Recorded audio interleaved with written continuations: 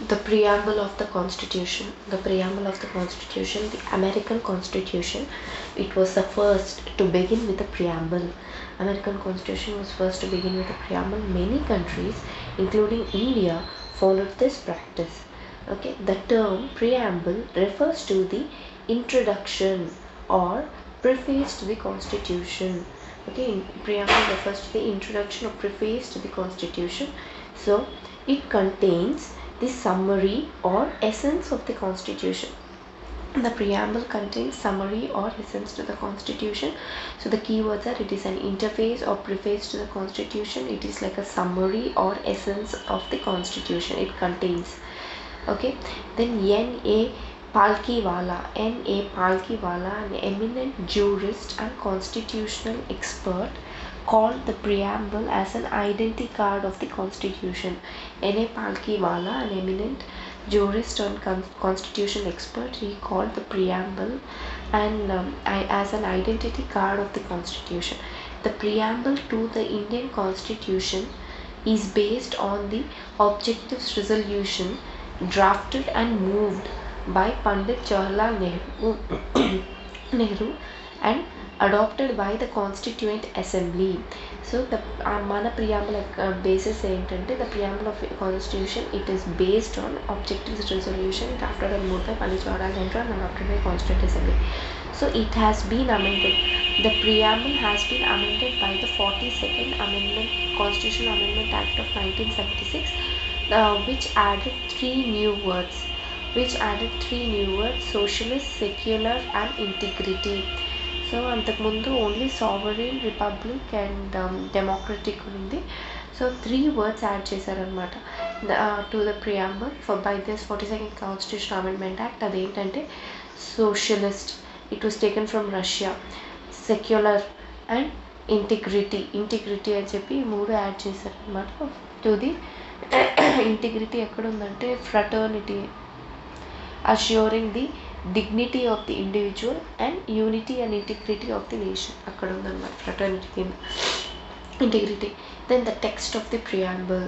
The preamble in its present form reads, "We, the people of India, have solemnly resolved to constitute India into a sovereign, socialist, democratic republic and to secure to all its citizens justice, liberty, equality, fraternity." వాటిల్లో మళ్ళీ సపోర్షన్స్ justice, social, economic and political, liberty of thought, expression, faith, belief and worship, equality of status and opportunity, and to promote among them all fraternity and to promote among them all equality. Then fraternity, assuring the dignity of the individual. Fraternity, assuring the dignity of the individual and unity and integrity of the nation. Integrity అంటే కూడా unity అనే అర్థం. Unification are అందరినీ కలిపి ఒక చోట తీసుకొని రావడం, యూనిఫికేషన్, యూనిఫై చేయడం. దెన్ ఆ తర్వాత in our constituent assembly this 26th day of November 1949 do hereby adopt, enact and give to ourselves this constitution. So ఇదన్నమాట ఇక్కడ ప్రియాంబుల్లో చెప్పింది. Then source of the preamble వచ్చి, we the people of India having solemnly resolved to constitute India into అనేది. So that is the authority it is given by. So ఈ source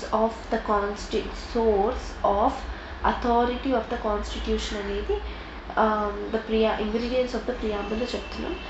the preamble reveals 4 ingredients or components. That is source or authority of the constitution. Source of authority of the constitution ఏంటంటే, the preamble states that the constitution derives its authority from the people of India. Then nature of the Indian state అంటే type of the politics India has. Type of politics కాదు, nature of the Indian state అంటే type of the polity India has. So the preamble declares India to be a sovereign, socialist, secular, democratic and republic polity. SSSDR, SSSDR Then objectives of the constitution. The third ingredient of the constitution is objectives of the constitution. It specifies justice, liberty, equality, fraternity as its objectives. The date of adoption of the constitution is the fourth ingredient. It stipulates November 26, 1949 as the date of adoption of the preamble. Preamble కాదు, constitution adoption date. Preamble లో చెప్పున్నారు. Then keywords mentioned in the preamble. Certain keywords like sovereign, socialist, secular, democratic, republic, justice, liberty, equality are explained as follows. The sovereign. The word sovereign implies that India is neither a dependency nor a dominion of any nation. Dominion అంటే వాటి కింద ఉన్నవి అని అర్థం. Okay, but an independent state. It is neither a dependency nor a dominion of any other nation. Okay, but it is an independent state. There is no authority above it, and it is free to conduct its own affairs, both internal and external. There is no authority above it, and it is free to conduct its own affairs, both internal and external. That is means of sovereignty. Though in 1949 India declared the constitution of her full membership of Commonwealth of Nations. Commonwealth nations ki వాళ్ళ full membership ఇచ్చినా కూడా, and they accepted the British crown as the head of the Commonwealth.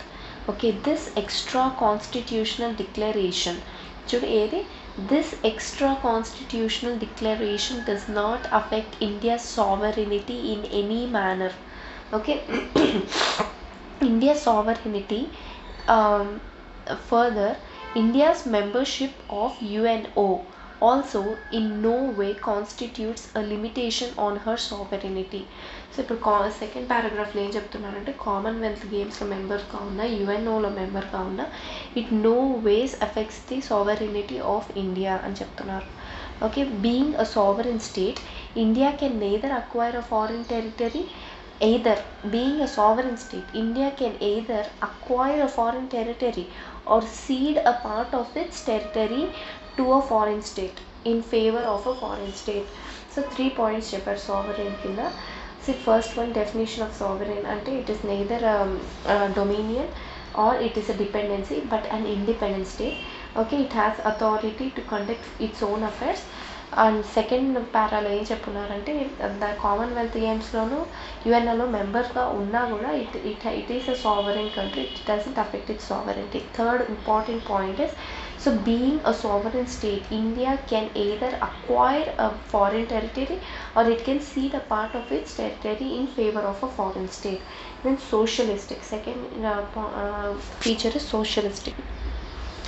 Even before the term was added by the 42nd Constitutional Amendment Act in 1976, okay, the constitution had a socialist content. Our constitution, it had a socialist content in the form of certain directive principles of state policy. Very good. So మన కాన్స్టిట్యూషన్లో even before the socialist word were added, which were representing the socialist nature of the country, it was the directive principles of state policy it was representing. In other words, what was hitherto implicit in the constitution, what was till then hitherto implicit in the constitution has now been made explicit. Okay, in other words, what was till then implicit in the constitution was now made explicit after 42nd Constitutional Amendment Act. So moreover, the Congress party itself adopted a resolution, okay, to establish a socialist pattern of society. So ఈ resolution ఎప్పుడు తీసుకున్నారు, that to establish a socialist pattern of society, they took it in its Avadi session as early as 1955. 1955లోనే they took this resolution to have a socialist pattern of society, and they took the measures accordingly. So notably, the Indian brand of socialism is a democratic socialism and not a communistic socialism. Okay, or which is also called as state socialism anamata. Communist parties అంటారా, communistic socialism కాదు. India socialism is a democratic socialism. So which involves the nationalization of all means of production and distribution and abolition of nationalization of all means of production and distribution, first point. So abolition of private property, democrat అనేది it means it is a part of communistic socialism or state socialism కదా. Okay, but democratic socialism on the other hand, it holds faith in mixed economy. Democratic socialism, it holds faith in mixed economy where both public and private sectors they coexist side by side. Okay, but communist socialism ఏమంటే nationalization of all means of production and distribution, abolition of private property ఉంటుంది. ఈ 2 points. Democratic socialism వచ్చి it holds faith in mixed economy where both public and private sectors they coexist side by side. Then next point. So as Supreme Court says, democratic socialism aims to end poverty, okay, ignorance, disease and inequality of opportunity. Democratic socialism aims to end poverty, ignorance, diseases, inequality and opportunity. Then inequality of opportunity అన్నది అదే కదా, diseases and inequality of opportunity end చేయాలని చూస్తుంది and Supreme Court చెప్పింది. Important point under socialist. Okay, then Indian socialism అనేది it is a blend of Indian socialism, that is democratic socialism, it is a blend of Marxism and Gandhism. Okay, it is a blend of Marxism and Gandhiism, okay, leaning heavily towards this Gandhian socialism. Okay, that is the third point. Next point is the new economic policy 1991 of liberalization, privatization and globalization has however diluted the socialistic credentials of the Indian state. Okay, 4 points again. The socialist అంటే the definition Indian brand of socialism అనేది it is a democratic socialism. Okay, democratic socialism అంటే ఏంటి, where democratic socialism where it promotes the mixed economy, both public and private sector coexisting by side. Then third point, Supreme Court ఏం చెప్పింది about democratic socialism aims to end poverty, ignorance, disease and inequality of opportunity.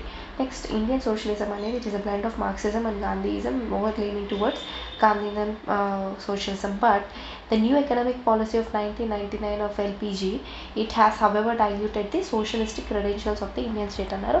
And even before దీన్ని add చేసే ముందు the DPSPs అనేది they were showing the socialistic content of the Indian polity అని చెప్పారనమాట. Then secular, the term secular too was added by the 42nd Constitutional Amendment Act of 1976.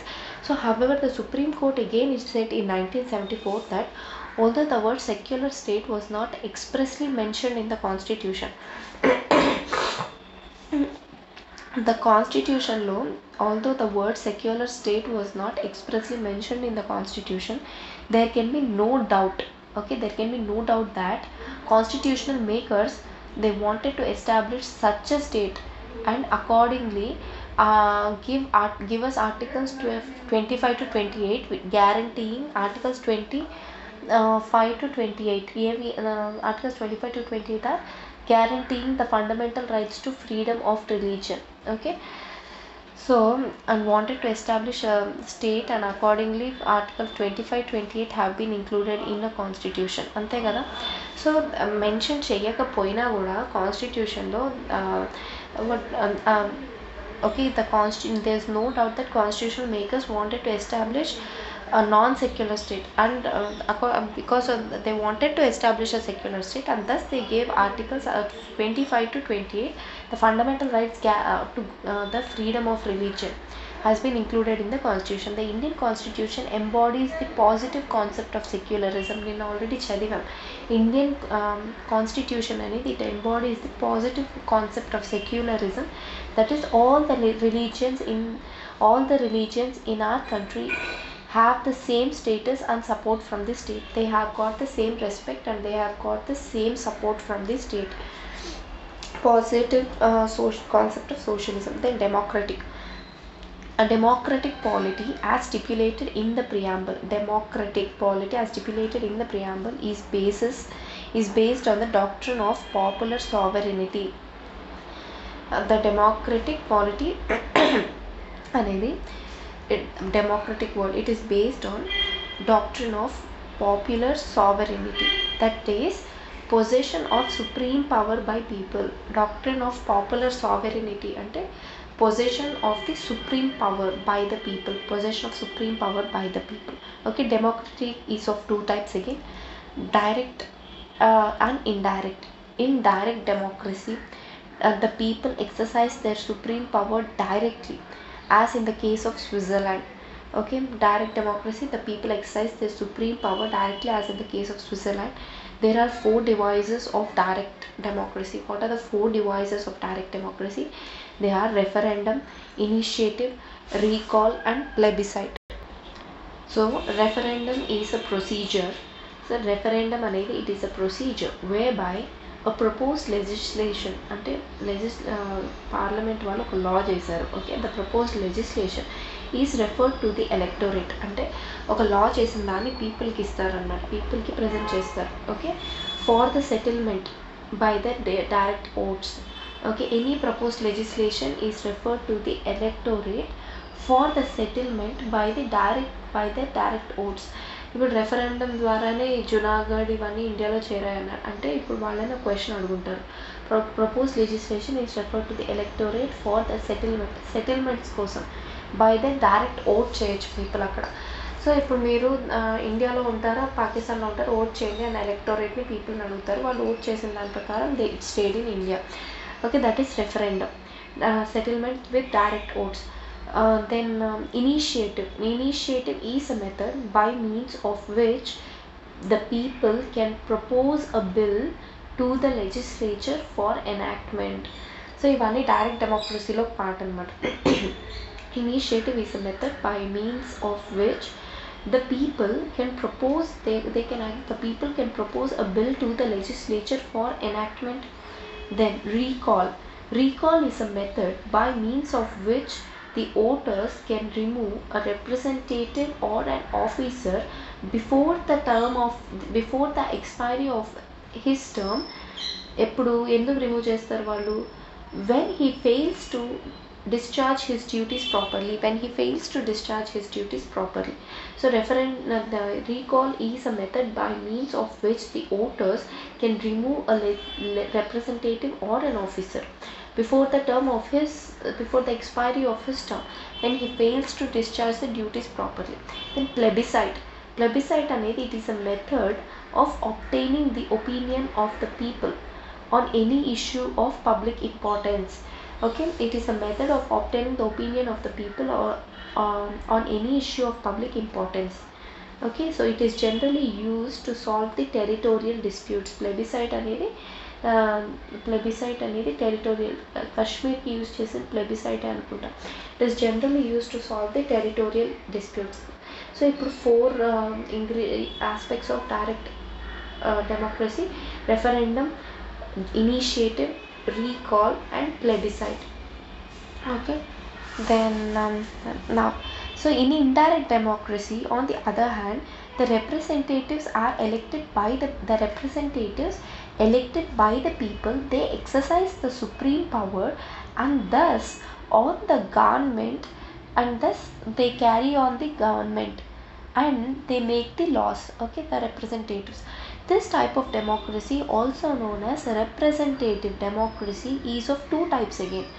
So direct democracy, indirect democracy. Indirect democracy is also called as representative democracy. Again, representative democracy is of 2 types, that is parliamentary and presidential type of democracy. The Indian Constitution provides for representative parliamentary democracy, okay, under which the executive is responsible to the legislature for all its policies and actions. So representative parliamentary democracy అంటే దాని meaning ఏమి? parliamentary democracy అంటే under which executive is responsible to the legislature for all its policies and actions అని అర్థం. Then universal adult franchise is another important aspect of direct and indirect democracy. Universal adult franchise, periodic elections, rule of law, independence of the judiciary, and absence of discrimination on certain grounds are the manifestations of the direct democratic character of the Indian polity. Indian polity ఇంకొన్ని characters ఏమంటే universal adult franchise, periodic elections, rule of law, independence of judiciary and absence of discrimination on certain grounds are manifestations of the democratic character of the Indian polity.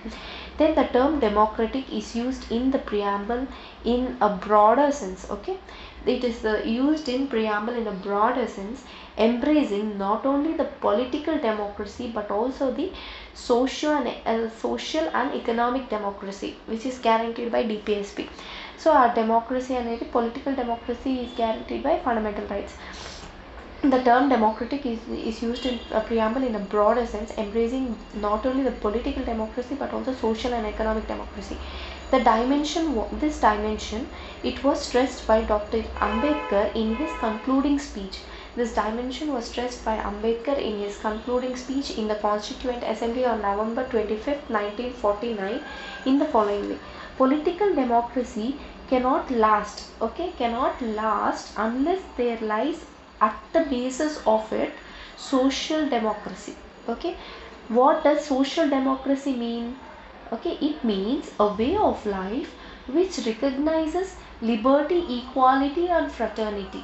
Okay, political democracy cannot last until there lies at its base social democracy. Okay, what does social democracy mean? It is social democracy ante a way of life which recognizes liberty, equality and fraternity. The principles of liberty, equality and fraternity are not to be treated as separate items in a trinity. Okay, they are not treated as separate items in a trinity.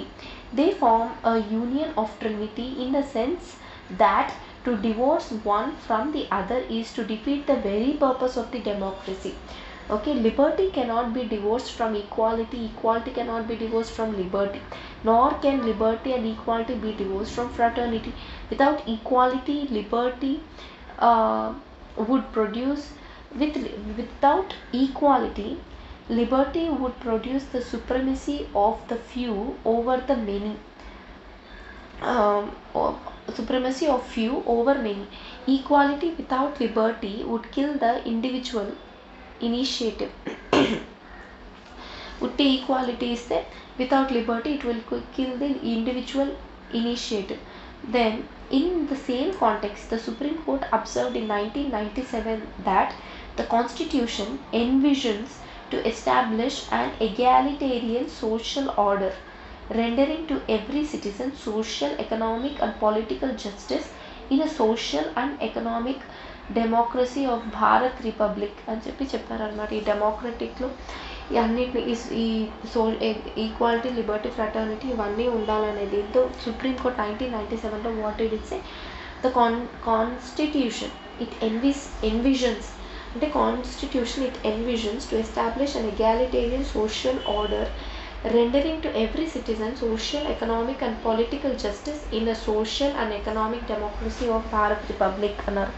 Then what is a republic? Elected head of the state అని అర్థం. Republic అంటే a democratic polity can be classified again into democratic ఇందాక 2 types of democracy. Democratic పాలిటీని direct ఇండైరెక్ట్గా divide చేసాం. Indirectly representative democracy అన్నాం, which India. మళ్ళీ representative డెమోక్రసీని రెండింటికి డివైడ్ చేయొచ్చు, that is presidential and parliamentary అన్నాం. మన Indian representative parliamentary democracy where executive is responsible to the legislature for the policies and actions అని చెప్పాం. దెన్ అగైన్ ఈ democratic polity, it can be classified into 2 categories, that is monarchy and republic. Democracy can be classified again into monarchy and republic అన్నమాట అది. So in a monarchy, the head of the state is usually king or a queen, which is a hereditary. He enjoys a hereditary position that he comes into office through succession. Example, Britain. So in a republic, on the other hand, the head of the state is always elected directly or indirectly for a fixed period of time, that is USA. So therefore the term republic, in our preamble, it indicates that India has an elected head called the president. Okay, he is elected indirectly for a fixed period of 5 years. So ఏం చెప్పారు, republic is an elected head of the state for fixed which who are head of the state who are elected directly or indirectly for a fixed period of time. Okay, republic ఇంకొక point ఏమంటే republic also means two more things, that is two more థింగ్స్ని చెప్తుంది అనమాట republic అనేది. First thing, vesting of political sovereignty in the people, vesting of political sovereignty in the people and not in a single individual like a king. Okay, second one, absence of any privileged class. Okay, absence of any privileged class, and hence all the public offices being open to every citizen without any discrimination. So public offices ఏదైతే ఉంటాయో, ఏ public ఆఫీసులు కానీ అవి ఏదైనా public places ఏదైనా, it is open to every citizen without any discrimination. So absence of any privileged class. Republic ఏం చెప్తుంది, political sovereignty is present in the people, vesting of the political sovereignty in the people, and absence of any privileged class, meaning all the public offices and places are open to every citizen without any discrimination. Then justice, social, economic and political anama. The term justice in the preamble, it embraces three distinct forms, social, economic and political, secured through various provisions of the fundamental rights and directive principles. Okay, the social justice denotes the equal treatment of all the citizens without any discrimination based on the caste, color, race, religion, sex and so on. First point, social justice means equal treatment of all the citizens without any discrimination. Second, absence of privileges being extended to any particular section or society. Absence of privileges being extended to any particular section of or society. Then third one, improvement in the condition of backward classes and women. Improvement in the condition of backward classes and women, SC, ST and OBCs. Okay, so 3 points ni cheptondi social justice, equal treatment of the citizens, absence of privileges, okay, to any particular section, then improvement in the conditions of the backward classes and women అని చెప్పి చెప్తున్నారు. Then what are economic justice? Economic justice denotes the non-discrimination between the people on the basis of economic factors. Economic justice అంటే there is no discrimination, absence of discrimination between the people on the basis of economic factors. So it involves the elimination of the inequalities in wealth. It involves economic justice ante elimination of inequalities among the people on the basis of wealth, income and property. So a combination of social justice and economic justice denotes what is known as distributive justice. So a combination of social justice and economic justice denotes something known as distributive justice. The political justice, political justice implies that all the citizens should have equal political rights and equal access to all the political offices and equal voice in the government. Okay, political justice కూడా 3 చెప్తోంది. అదేంటంటే equal political rights ఒకటి, then equal access to all the political offices ఒకటి, and equal voice ఉండాలి in the government and equal voice in the government. 3 చెప్పింది. Then the ideal of justice, social, economic and political, it has been taken from the Russian Revolution. This ideal of justice is taken from Russian Revolution. Then liberty. The term liberty means absence of restraints on activities of the individual. Absence of restraints on the activities of individual. Ante at the same time providing them opportunities for the development of individual personalities. Providing them opportunities for the development of individualities. Meaning liberty ante freedom. Okay, that is why freedom kabatti absence of restraints on their activities and providing them opportunities for the development of individual personalities.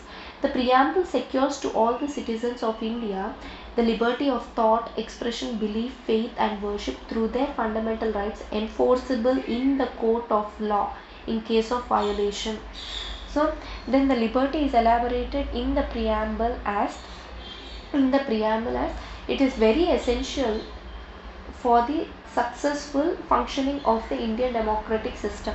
Liberty is elaborated in the preamble. It is very essential for the successful functioning of the Indian democratic system. However, liberty does not mean license to do whatever one likes. Okay, like it is not a license to do whatever one likes, and it has to be enjoyed within the limitations mentioned in the constitution itself. Okay, it has to be mentioned with the limitations mentioned in the constitution itself, because అన్ని fundamental rights ఏదైతే లిబర్టీని guarantee చేస్తుందో it has its own reasonable restrictions అని అర్థం. Then in brief, the liberty conceived by the preamble or the fundamental rights, it is not absolute but qualified. So the liberty conceived by the preamble అనేది it is not absolute but qualified. The ideals of liberty, equality, fraternity in our preamble have been taken from French Revolution. Justice is taken by Russian Revolution. From Russian Revolution, liberty is taken from French Revolution. Then equality. The term equality means the absence of special privileges to any section of the society. Okay, absence of privileges to any section of society. Then and provision of adequate opportunity for all the individuals without any discrimination. ఎప్పుడు కానీ ఇందాకటి నుంచి చూస్తే కూడా ఒక positive concept చెప్తున్నారు, ఒక negative concept చెప్తున్నారు, which means the same for the definition. The first equality negative concept వచ్చి absence of special privileges to any section of society. Second positive point వచ్చి provision of the adequate opportunities for all the individuals without any discrimination. Then the preamble secures to all its citizens of India equality of status and opportunity. Then this provision embraces three dimensions of equalities. అవి ఏమంటే civic equality, political and economic. Then the following provisions of the fundamental rights ensure the civic equality. For civic equality ఏది ఇస్తుంది? Equality before law, Article 14. Prohibition of discrimination on the grounds of race, religion, sex, Article 15. Equality of opportunity in matters of public employment, Article 17. Abolition of untouchability, Article 17. Equality of opportunity, Article 16. Abolition of untouchability, Article 17. And abolition of titles, Article 18. So 14 to 18 it gives civic equality. There are two provisions in the constitution that seek to achieve the political equality. Two provisions in the constitution political equality and assure చేసే అవి ఏంటంటే, one is no person is to be declared ineligible for inclusion in the electoral rolls on the grounds of race, religion, caste, sex. This is Article 325, which gives political equality. Article 325 ఏం చెప్తుందంటే, no person shall be declared ineligible for the inclusion in the electoral rolls, okay, on the grounds of all these. Then second point ఏదంటే political ఈక్వాలిటీని ఇచ్చేది, the elections to the Lok Sabha and the state assemblies to be on the basis of adult suffrage. Elections to the Lok Sabha and legislative assemblies will be on the basis of adult suffrage, అంటే 18 years above వాళ్ళు అందరూ vote చేయొచ్చు అని అర్థం. So articles 325 and 326 guarantee the political equality in the constitution, guarantee the political equality. Then next economic equality. The directive principles of state policy secures to men and women equal right, okay, to adequate means of livelihood and equal pay for equal work, Article 39. So Article 39 DPSP. So this gives economic equality. Okay, so civic equality, political equality, economic equality. Fraternity means a sense of brotherhood. Okay, fraternity ante it is a sense of brotherhood. The constitution promotes this feeling of fraternity by the system of single citizenship. అంతే, ఇక్కడ ఎక్కడికి వెళ్ళినా కూడా from Andhra, from Punjab ఇట్లా అనుకోకుండా I mean Indian అని చెప్తే even you're an Indian. So it promotes sense of brotherhood. So the constitution it promotes the feeling of fraternity by the system of a single citizenship. ఫ్రటర్నిటీని ఎలా promote చేస్తుంది? By giving a single citizenship, brotherhood. Then also the fundamental duties, Article 51A says it shall be the duty of every citizen of India to promote harmony and the spirit of common brotherhood amongst all the people of India, okay, transcending religions, linguistic, regional or sectional diversities. Any diversities ఉన్న common brotherhood, a spirit of common brotherhood ని promote చేయాలి and harmony ని promote చేయాలని. Even the fundamental duties, article 51A mentions it. Fundamental duties, article 51A mentions this. Fraternity. The preamble declares that fraternity has to assure two things. Fraternity has to assure two things అని preamble చెప్తుంది. Okay, అదేంటంటే fraternity two things ఏది assure చేయాలి? The dignity of the individual and the unity and integrity of the nation. The integrity has been added to the preamble by the 42nd constitutional amendment act 1976. Integrity, unity and integrity of the unity and integrity of the నేషన్ని promote చేయాలి, dignity of the individual, రెండు kinds of fraternity అనమాట. Then ఇంటిగ్రిటీతో పాటు socialist, secular and integrity, ఈ మూడు words add చేశారు. Then 42nd constitution amendment యాక్ట్లో according to KM Munshi, a member of the drafting committee of the Constituent Assembly, the phrase dignity of the individual signifies that the constitution not only ensures material betterment and maintain a democratic setup, but that it also the constitution, okay, it also recognizes that the personality of every individual is sacred. Okay, the constitution అనేది it recognizes that the personality of every individual అనేది it is sacred. కాబట్టి dignity of the individual అనేది పెట్టాం. Dignity of individual అని ఎందుకు పెట్టారంటే ప్రతి ఒక్క ఎవ్రీ పర్సన్స్ పర్సనాలిటీ అనేది, ఎవ్రీ ఇండివిజువల్స్ పర్సనాలిటీ అనేది ఇట్ ఈస్ సేక్రెడ్. కాబట్టి dignity of individual. So this is highlighted, this concept అనేది this is highlighted through some of the provisions of the fundamental rights and directive principles of state policy which ensures the dignity of the individuals. So this dignity of individuals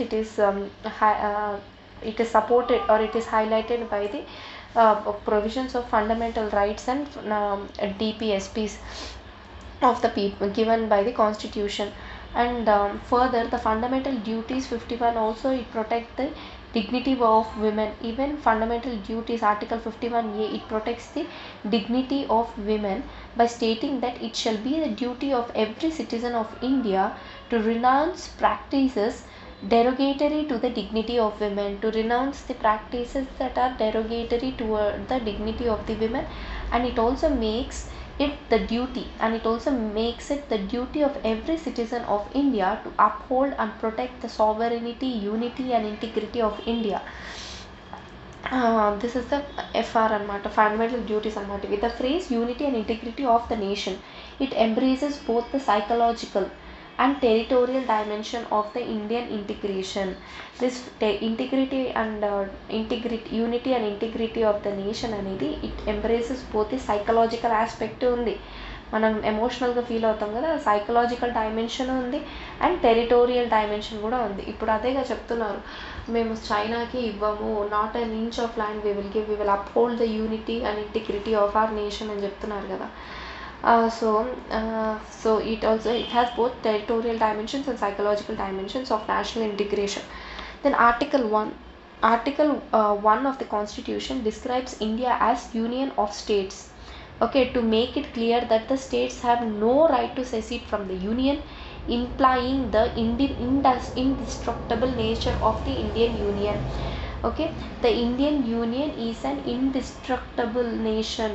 Indian Union is indestructible in nature అని చెప్తున్నారు.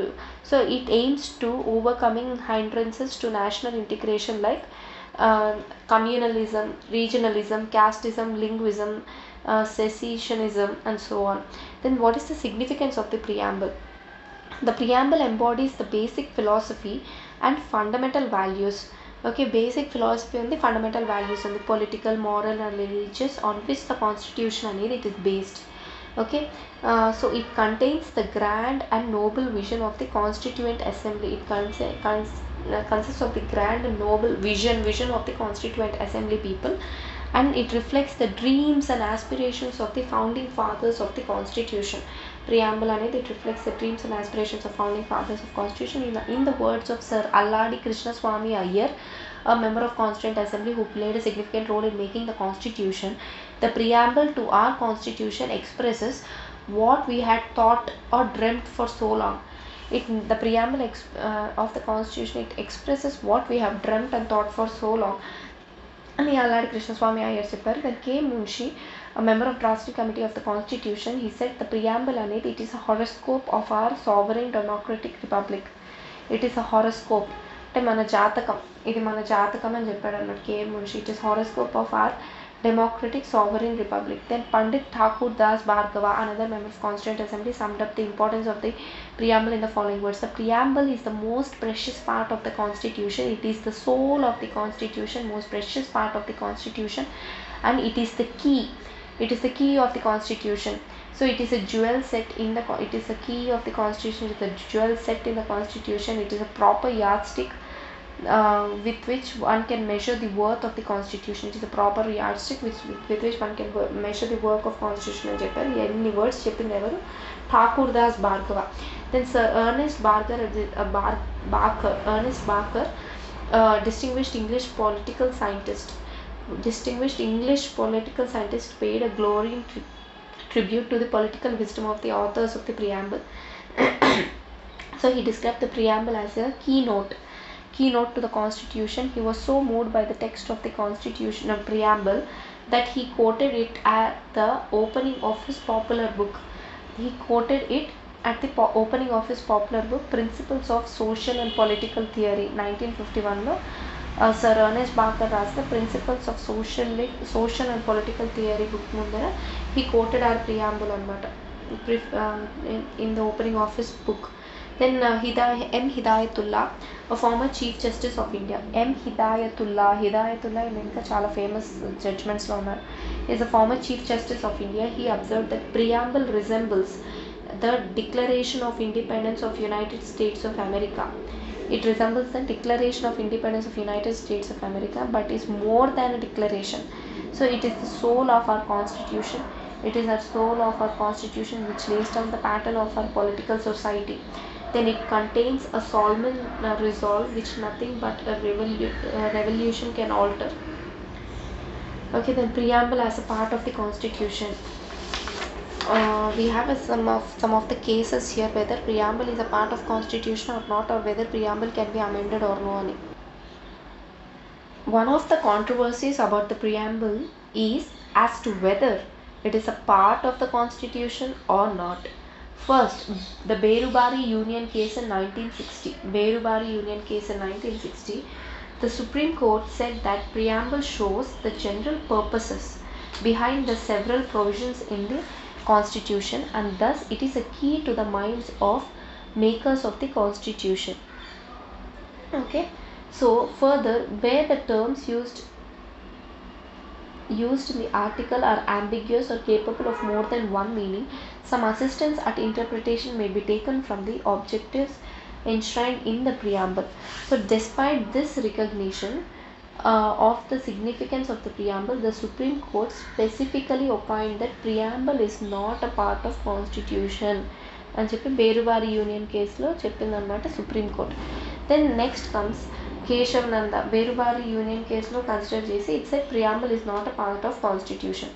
Then Keshavananda Bharti case in 1973, Supreme Court rejected the earlier opinion.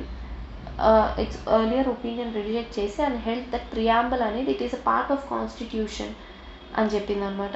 Then it observed the preamble is of extreme importance and the Constitution should be read and interpreted in the light of the grand and noble vision expressed in the part of preamble. Okay, so next Keshavananda Bharti కేసులో తను ముందు ఇచ్చిన జడ్జ్మెంట్ని reject చేసి it's a preamble is a part of constitution. 1973 Kesavananda Bharati case.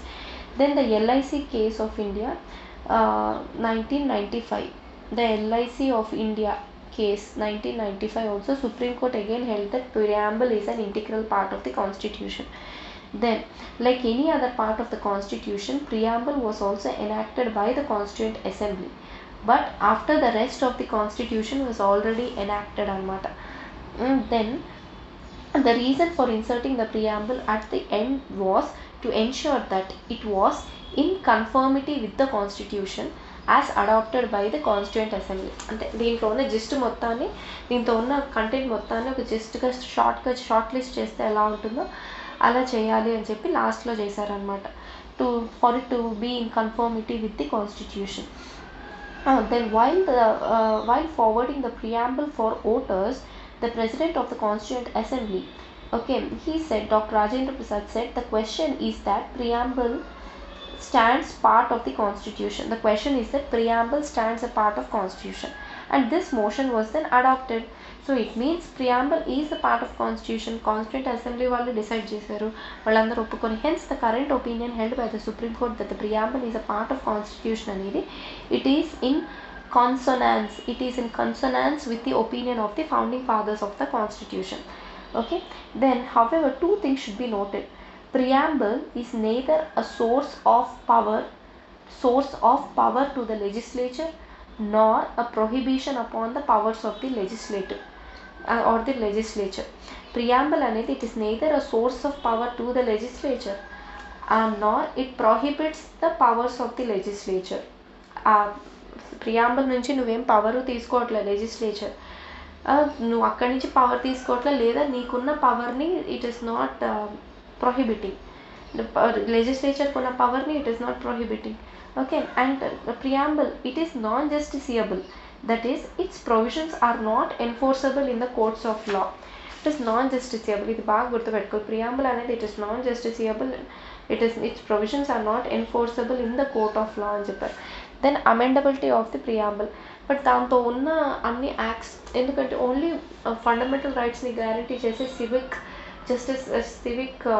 Liberty మట్టుకే, civic equality మట్టుకే it is enforceable in the law, and political equality and ఇంకోటి వచ్చేసి ఎకనామిక్ ఈక్వాలిటీ, వాటికంతా you can go to court, కాబట్టి they are non justiciable. Amendability of the preamble. The preamble can be amended under the article 368 of the constitution అనేది it arose. The question whether the preamble can be amended under the article 368 of the constitution, it arose for the first time in the historic case of Keshav Nanda Bharati case in 1973. అసలు amend చేయొచ్చా preamble under article 368 అని. So it urged that the preamble cannot be amended as it is not a part of the constitution. Keshav Nanda Bharati case lo it said that preamble cannot be amended as it is not a part of the constitution. Then the petitioner contended that the amending power of article 368 cannot be used to destroy or damage the basic elements of the fundamental features of the constitution which are enshrined in the preamble. ఇది ఏం చెప్పారంటే, you cannot damage the basic elements or fundamental features of the constitution which are enshrined in the preamble అని చెప్పారు, నువ్వు దాన్ని amend చేసి. Then the supreme court however held that preamble is a part of the constitution, and the court stated that the opinion tendered by it in the Berubari Union in this regard was wrong, and held that preamble can be amended subject to the condition that no amendment is done to the basic features of the constitution. So preamble అనేది amend చేయొచ్చు. ఇప్పుడు చూడు, secular అనే word add చేశారు, socialist word add చేశారు, integrity అనే word, అలా you can amend it through article 368 and 42nd Constitutional Amendment Act. But you cannot alter you cannot remove or you cannot alter you cannot amend the basic features of the constitution అని చెప్పి దీంతో చెప్పారు. Preamble అనేది it is first ఏం చెప్పారు petitioner, you cannot alter the preamble because it is not a part of constitution అని చెప్పారు. But supreme court Kesavananda Bharati కేసులో ఏం చెప్పారంటే, preamble is very much part of the constitution, but you can amend it subject to condition that amendment doesn't change, there is no change to the, no amendment is done to the basic features of the preamble అని చెప్పారు. The basic features of the constitution is not changed. In other words, the court held that the basic elements or the fundamental features of the constitution as contained in the preamble cannot be altered by an amendment under article 368. The preamble has been amended only once so far in 1976 by 42nd Constitutional Amendment Act, which has added three new words: socialistic, secular, integrity to the preamble. The amendment was held to be valid. So this amendment అనేది it was held to be valid అనమాట. Then different on the basis of the attitude of the state towards religion, there are three types of states again. On the basis of the attitude of the state towards the religion, there are three types of states. First వచ్చి atheistic state. Atheistic state అంటే the state is anti-religion. Atheist అంటే who doesn't believe in God. The state is anti-religion and hence condemns all the religions. Atheistic state, the state is anti-religion and hence condemns all the religions. Then theocratic state. Theocratic state, the state is pro-religion. The state is pro-religion and hence it declares one particular religion as the state religion. For example, Bangladesh, Sri Lanka, Pakistan, Burma and so on. Theocratic state. Then secular state. The state is neutral in matter of religion.